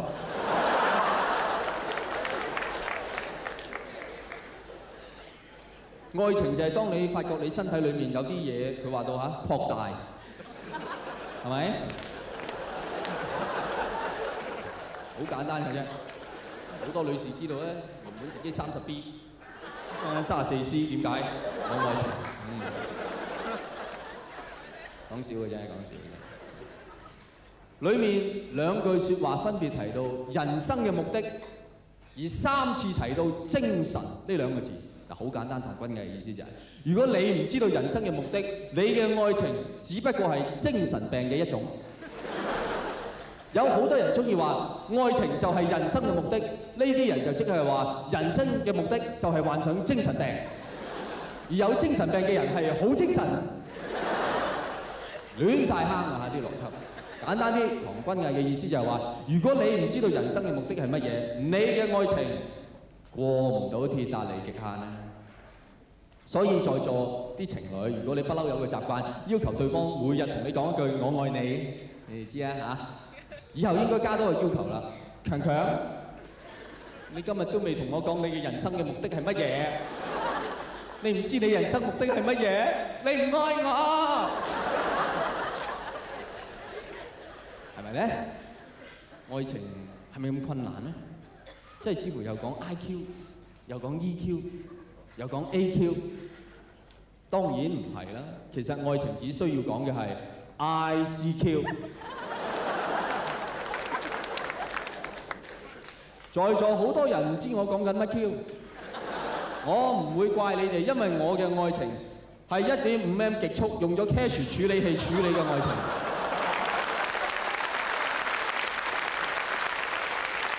我能夠喺網上面同時處理8個情人，作出唔同嘅心靈程度上嘅溝通。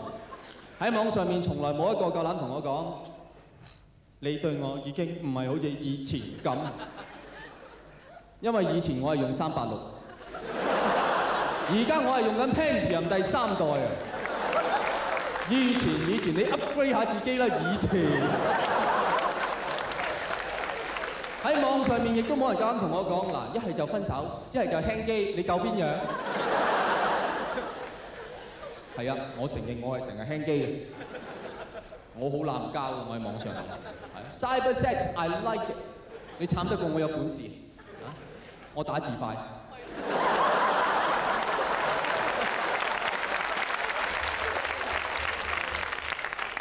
我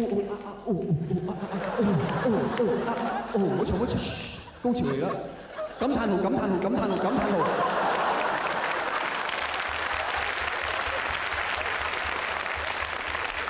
係強烈推薦網上性愛嘅各位。第一，佢真係練到打字；第二，輕鬆啊嘛，係咪？你一路打，忽然間阿媽入嚟，阿仔你做緊咩啊？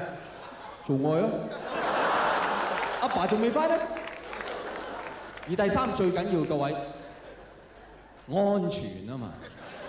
你哋做愛，你攞個安全套出嚟，好安全。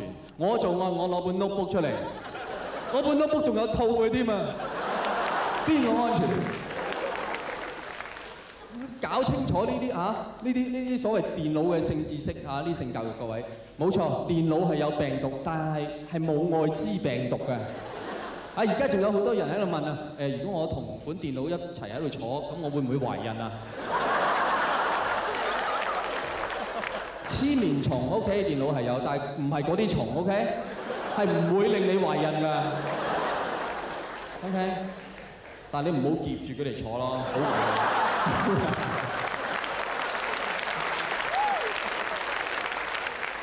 嗱，又有好多人啦，將自己部電腦啊，俾啲10幾歲嘅女仔啊，與未成年少女交換電腦啊，唔得。不過我唔想大家誤會咗，我喺度講緊上網嘅最大好處就係可以不停咁同人發生關係，又唔係噃。上網嘅最大好處，各位就係你可以同自己發生翻關係。有別於現實，你上網嚇，你中意做邊個都得㗎噃。你話你自己係邊個，你就可以喺網上任你縱橫馳騁，係咪？所以上網嘅最高境界唔係 cyber relationship， 係 cyber relationship。OK， 劉家傑唔識㗎呢句嘢。劉 Sir 點串啊？ relationship 唔識。嗱，講我啫，我上網好受歡迎，我喺網上面。點解？唔係因為我係黃子華，因為我用咗另一個身份，我係叫做 Michelle。我啱結咗婚冇幾耐，但我覺得好寂寞。但我又好活潑，我最中意係做義工嘅，我最中意去人哋屋企幫人做家務。當然呢個唔係我唯一嘅身份啦，我亦都叫做深水埗驚魂。你喺深水埗嗰一帶上網你就見到我啦。係啊，上網要分區㗎，紅磡啊、深水埗。另一個身份 ，Sugar 現在翻埋嚟，係都係我。當然，我最中意上網嘅身份就係用李小龍呢個名啊，好奇妙㗎！你用呢個名上網，有人會回覆你，好咯，你未死咁就好咯。點解我要用李小龍各位？因為李小龍能夠做到一個我哋喺網上面都做唔到嘅人，佢可以做翻自己。咩叫做翻自己？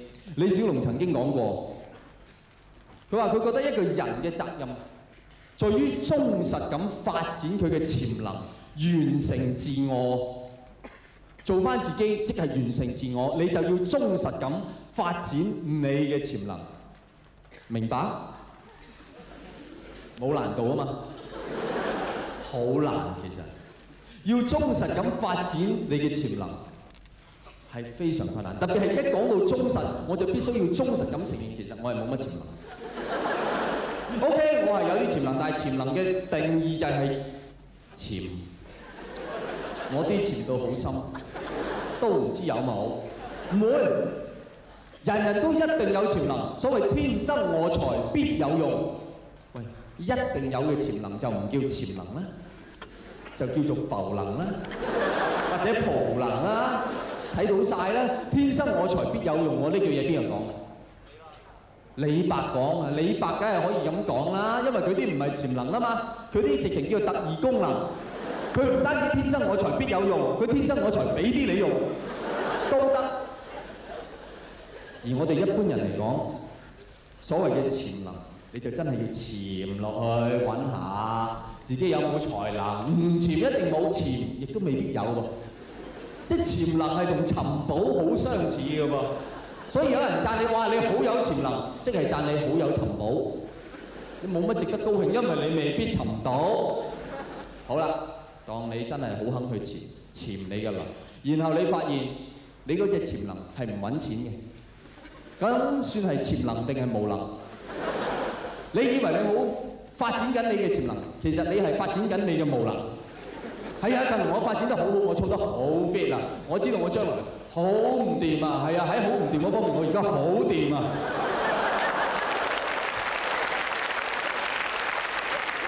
你忠實咁發展你嘅潛能，完成到自我，但係你完成唔到等樓嘅按揭啊！咁為咗供滿等樓，你點樣？按咗自我咯。係啊，好多人為咗供樓、供車、供書教學、供養父母，將個自我按咗。喺我哋呢個社會，只有一類人嘅自我係比較完整嘅啫，就係嗰啲乜嘢都唔使供嘅浪子，唔難揾㗎。你啲天橋底啊嗰一帶，浪來浪去嗰度浪翻去嗰度嘅啫。你點知道啲浪子好有自我？好簡單，係一個行動。佢急尿，佢屙，唔理邊度，我急我屙，我屙故我在。我哋由細未識食嘢已經識得忍尿啦，唔係一般忍。喺西環急尿會忍到翻嚟觀塘出地鐵站，行到水月華街景，翻屋企自屙，邊有自我？你要咁多自我做乜啊？個自我咁大做乜？個膀胱大就得啦。點解啲人會做浪子啊？就係因為有一日佢容許佢嘅自我大過佢嘅膀胱。邊啲人會最有錢度？膀胱喺個膀胱度嘥錢。喺幾個月前，喺我哋呢個社會終於出現翻一個我覺得非常具有自我嘅超級偶像。呢個係一個名人。有一日佢同女朋友去睇戲，俾啲狗仔隊跟蹤影佢相，佢走埋去搶佢相機，搶翻個菲林出嚟。大家覺得應唔應該咁做咧？應唔應該啊？應該啊，有位。多謝大家嘅參與，係。咁我同你講㗎啦，我都覺得應該，因為我細個受嘅教育係咩？我係睇泰山睇大嘅，大家。嗰個咧嚇，嗰個馬騮扮人，定知人扮馬騮啦。咁裏面有好多土人㗎嘛，好多土人嚇。有一集咧，我見到咧有人咧影啲土人相，啲土人點咧將個人煲咗嚟食。咁大家應該明白點解嗰啲人係叫狗仔隊啊？好好食㗎！點解要煲咗佢嚟食？點解？因為佢攝咗我靈魂啊嘛，喂，影一張梗係攝唔到啦。個問題而家你唔知佢幾時影，你24小時喺度影你，隨時喺度仆你，即係24小時幫緊你拍一部電影，但係只係要你 NG 嘅片段。你邊一段哈碌 good 聽，咁你點辦？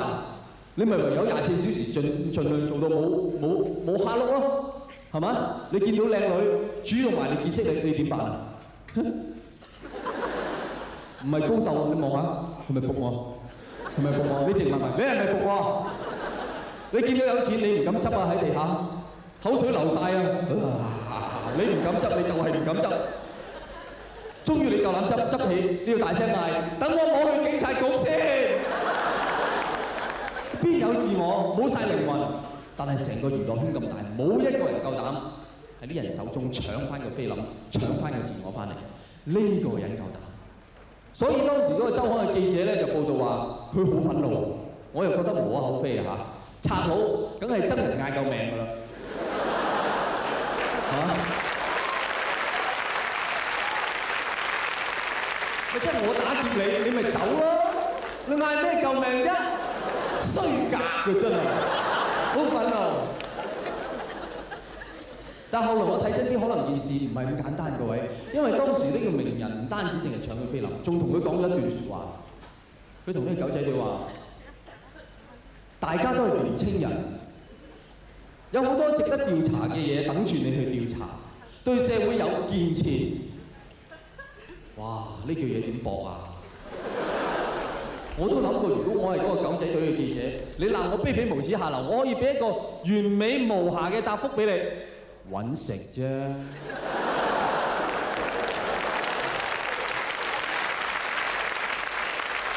有乜嘢解答唔到啊？喺我哋呢個社會，係嘛？你做乜打指紋揾食啫？阿仔行翻埋嚟，唔好阻住人揾食。喺我哋呢個社會，點解我哋香港我哋係拍唔出 X 檔案啊？因為有咩咁不可思議嘅啫？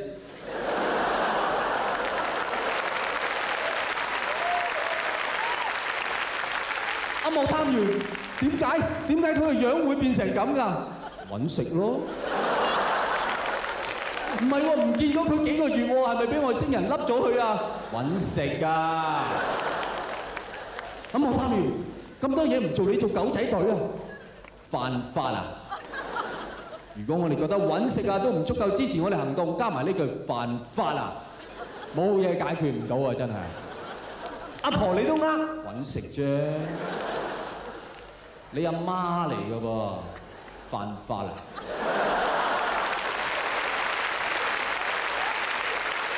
就係犯法，揾食啫，係咪？有咩解決唔到？我相信揾食啫，犯法嗱，基本上亦都係我哋大部分人嘅人生座右銘，更加係呢啲狗仔隊臨出發之前嗌嘅口號，係咪？今日我哋出去偷拍成龍，大家點睇？揾食啫犯法啦，揾食啫犯法啦，多勞多得揾食啫。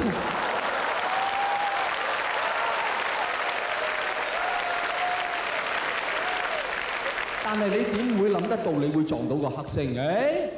大家都係年青人，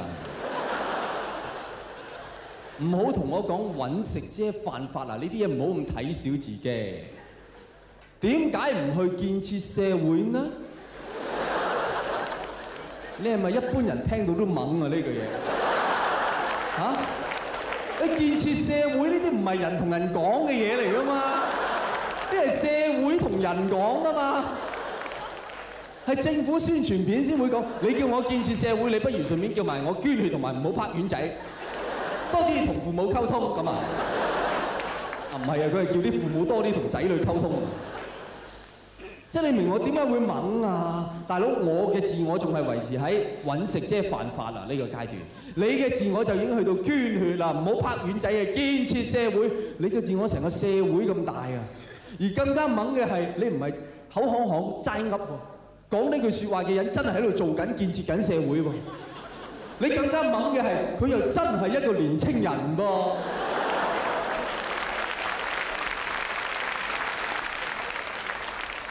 呢位係邊個？李澤楷。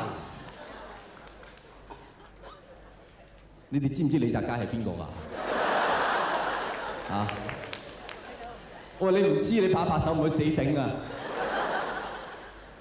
個個都知㗎係嘛？唔知啊，拍拍手，咪死咯，咪死咯！咁全場根本而家一路都唔明嘅，根本係。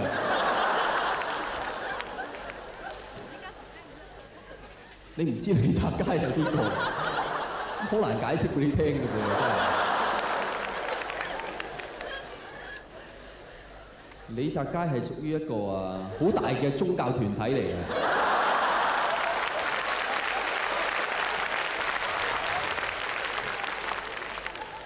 出名個法輪功好多㗎，咁咧就分別有啲首腦人物就係李嘉誠啦、李澤鉅啦、李澤楷啦，咁你傳説中嘅三位一體，咪就係佢哋咯。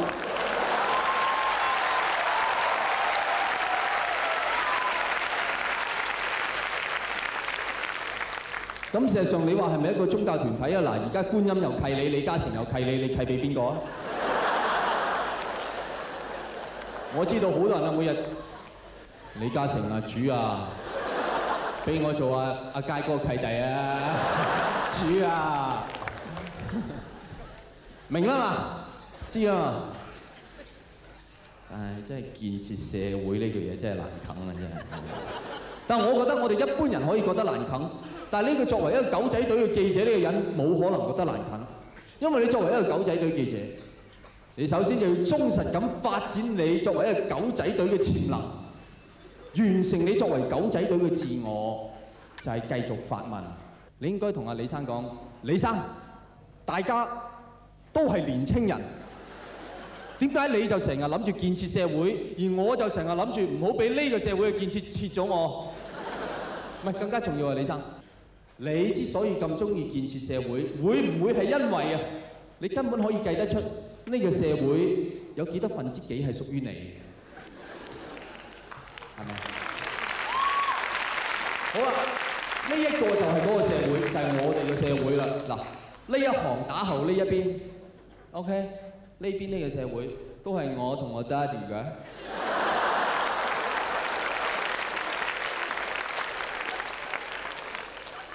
咁大家應該點樣？建設社會。但係如果大家冇時間，就唔該建設咗呢邊呢個社會先。原來點解我哋要建設社會嘅各位？揾食啫。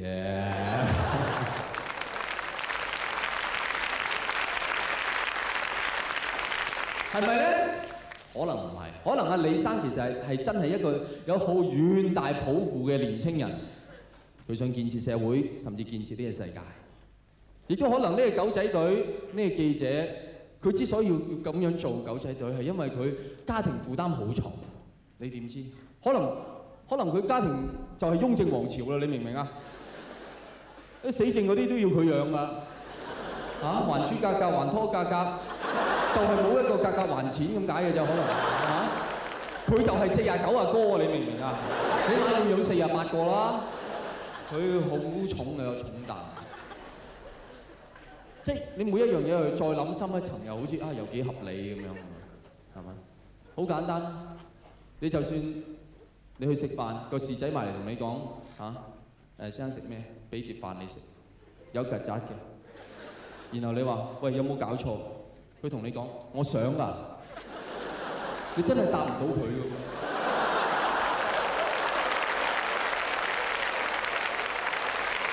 係咪啊？佢加多句，嗰隻嘢佢想㗎，係喎，佢又唔想，我又唔想㗎喎，解決唔到喎呢個世界啲問題人生3大矛盾，你明唔明啊？揾食啫，犯法啦，我想㗎。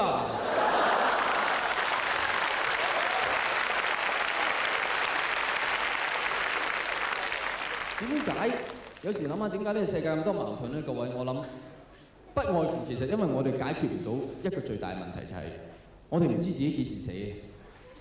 我覺得如果我哋知道我哋聽日就玩完咧，可能一切問題都唔係問題。我見過好多女仔都係，每當佢遇到佢人生好難抉擇、好大矛盾嘅決定嘅時候，佢就會提醒自己，話唔定我聽日就玩完。小姐唔該幫我包佢呢對白色嘅 Prada， 好清晰嗰啲嘢。冇八字，我聽日就嚟死㗎啦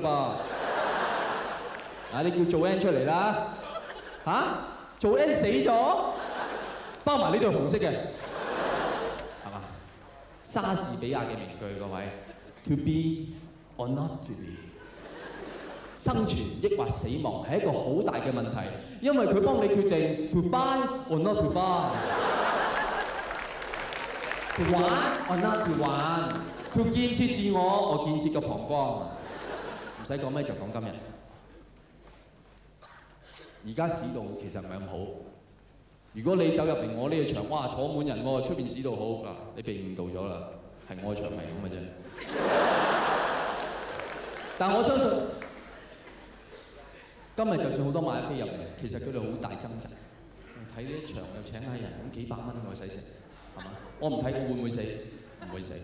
我唔睇，我係咪唔笑得出？唔係，我坐喺屋企，慳翻幾嚿水喎。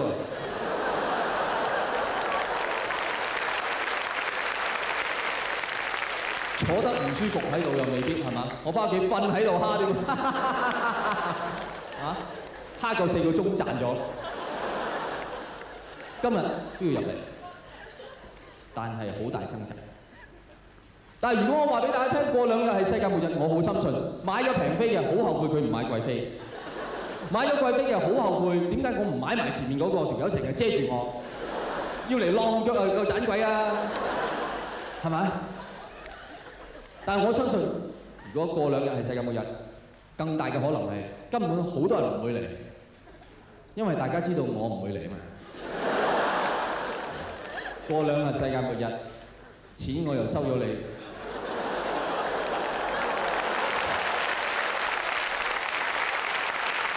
你睇下係咪幾潑蛋？你睇下大家，過兩日係世界末日，好潑蛋，咪由得佢走佬咯，走得幾耐？走2日，冇問題，一切係嘛？但係而家大家都唔知幾時，所以無論買咗貴飛平飛嘅，我知道心裏面都係諗緊一樣嘢，最好就回水啦，係咪？係咪？一定諗嘅嘢，回水，係咪？即係一個人唔死，佢思想係好冇理智嘅。我如果買飛，我又要嗌回水喎。唔買飛唔使嗌回水啊！但係實在又真係買咗飛，有乜大樂趣得過佢肯回水喎？慘死啊！真係。所以有啲冇買飛嘅人哋請佢嚟睇，佢都嗌回水。有啲喪心病狂啊！但我又唔會怪大家㗎，因為有時我自己喺度做下 show，我都想嗌回水啊！係向呢個人生嗌回水啊嘛！你會覺得你人生做乜要值咁貴嘅啫？人生有咩最肯定咧？就係見票即收，係嘛？有咩咁值得咁貴？當我哋生存緊嘅時候，我係想嗌回水，但係知道就嚟玩完，使埋佢 to be or not to be， 應該嗌回水定使埋佢？幾個月前我睇今日睇真啲，有好大嘅啟示。嗰一集嘅今日睇真啲咧，有個環節係講到世界末日。原來好多預言真係預言，今年就係世界末日嘅啦。大家可能過唔到今年，可能過唔到今晚，唔知掉啲銀包上嚟啦。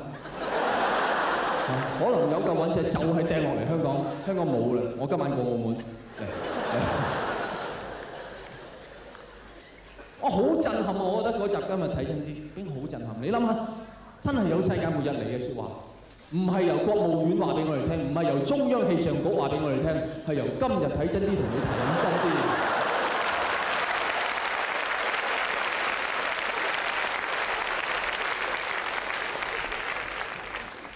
而當日嘅主持人講咗句説話，我覺得非常有意思。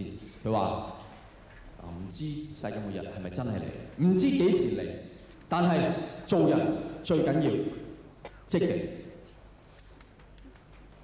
我覺得呢句説話係歷史上、電視史上、電視歷史上最有意思嘅一句説話。係啊，無論我哋嘅將來有幾長，各位係第一日，抑或一個世紀，最緊要做人係要積極。跟住位主持人就話：翻嚟我哋睇下少女藏屍嘅內幕。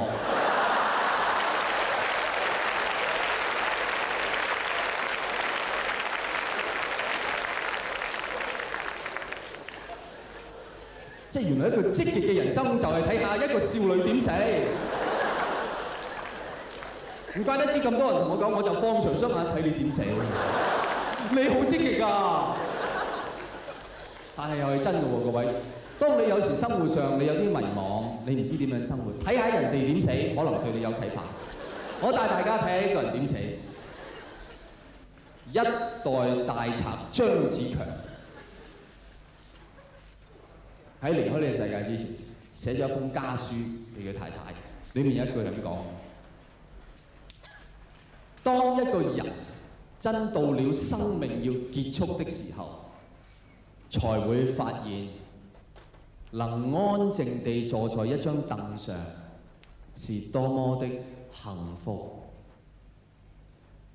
你哋好幸福。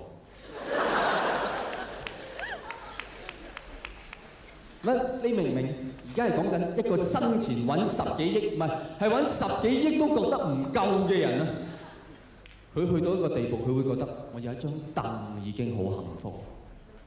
即係話用翻同樣嘅比例，以我今日嘅收入咧，我到咗一日，我應該會有一張凳腳嘅嗰粒膠的，我就已經覺得人生好幸福。我一日會含住嗰粒膠的，無以上之，life is good， 係咪咧？我想像唔到啊，各位，你明唔明？即係同樣，我係想像唔到張子強佢點會想像到有一日自己會覺得有張凳就夠啫，根本冇人想象到自己將來可以點樣樣，會點樣諗啊！即係如果我哋好多人都迷信，喂，我哋臨死之前就會好聰明，變到好知道應該點樣生活。可能喺我哋生存緊嘅時候，大家唔好妄想我哋會變到咁聰明。我哋一日唔死，可能一日都係脫脫地嘅。即係可能生存根本就係註定咗係一個霎下嘅過程，就除非你解決到以下呢個問題。呢個就真係人生最奧妙嘅問題啦，各位啊！大家知道咩係寶福山啊？你知啊？我睇到一啲笑得好勉強嗰啲咧，一睇佢知道佢係唔明咁笑嘅。唔係你唔明，你咪拍一拍手唔明。有冇㗎？OK， 得幾位啊？咁啊唔解釋就算啦。解釋佢，寶福山係一個有套餐食嘅地方。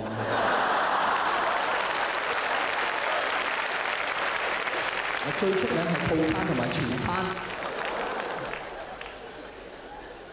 帶啲朋友去下，幾好㗎。唔係啊，講笑有嘅。係一個有擠骨灰龕嘅地方嚟嘅。我真係驚你同啲朋友第日咧揾嘢食，你明唔明啊？嚇親個的士佬啊！司機快啲去啊！我哋過咗時冇嘢食啊！司機有冇燒嘢食㗎？寶福山咁。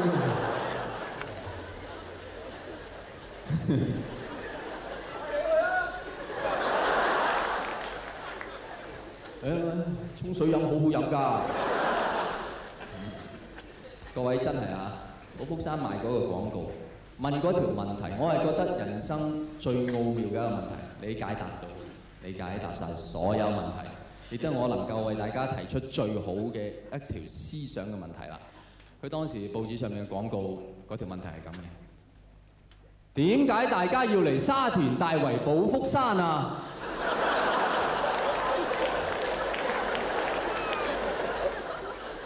你未學過行與人龍拳，你唔識點答。開心啦！多謝。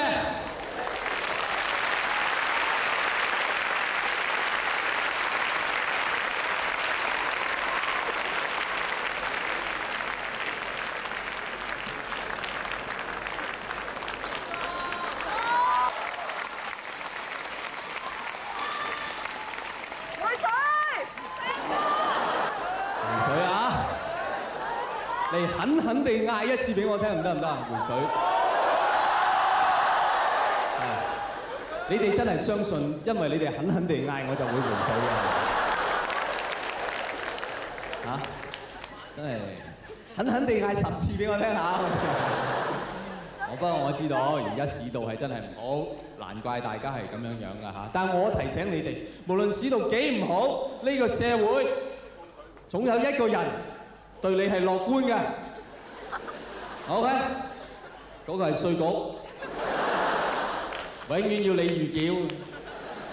你話我都唔知有冇下一年，都唔知過唔過到下一年。有你有嘅預繳，俾錢先，有你梗有。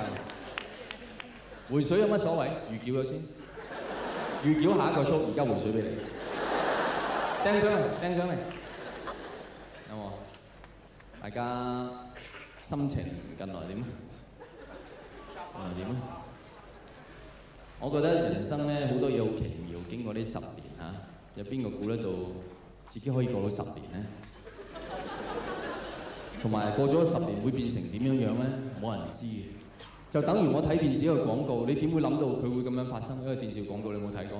一個鬼妹喺度沖涼，因為沐浴露哇好正，鬼妹好 sexy， 好靚樣，係咪？一路沖一路沖，係咁沖。好啦，當佢沖完咯噃，佢沖完咯噃，佢行出沖涼房，佢變咗做豬咪咪。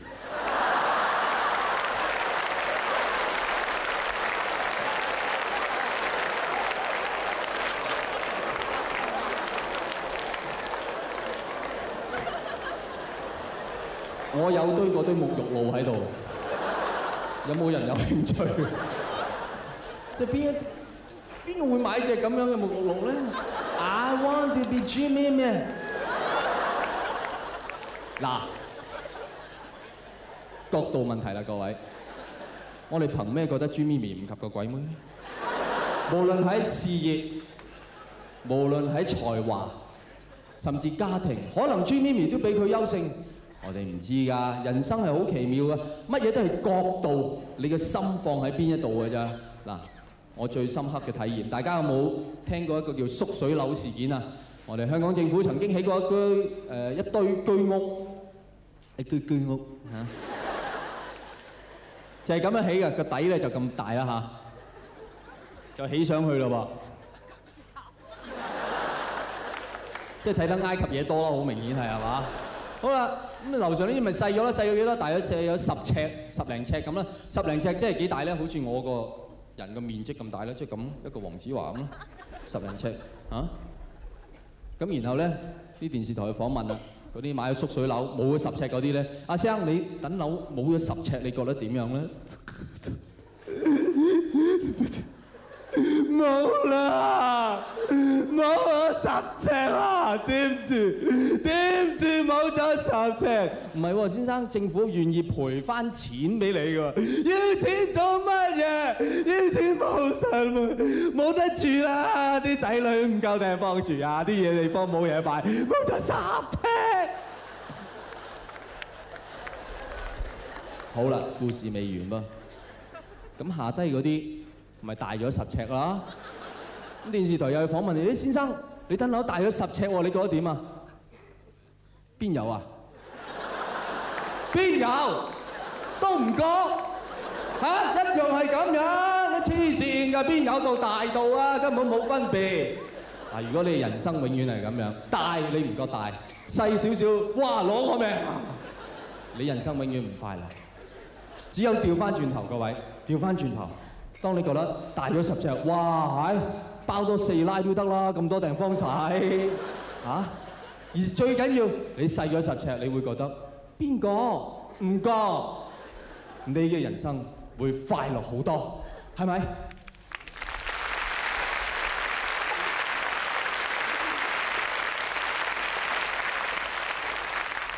多謝晒啦！10年眨眼又過去，好多謝10年以嚟咁支持我嘅朋友，可能今晚一個都冇，冚唪唥都係新人嚟嘅，有啊嚇，十分感激你哋，真係非常多謝。希望我仲有10年，你亦都有10年，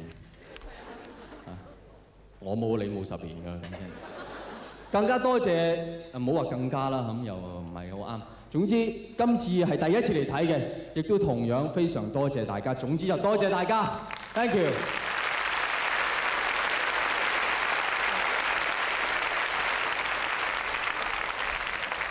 希望大家前路不可估計，多謝晒 ，thank you。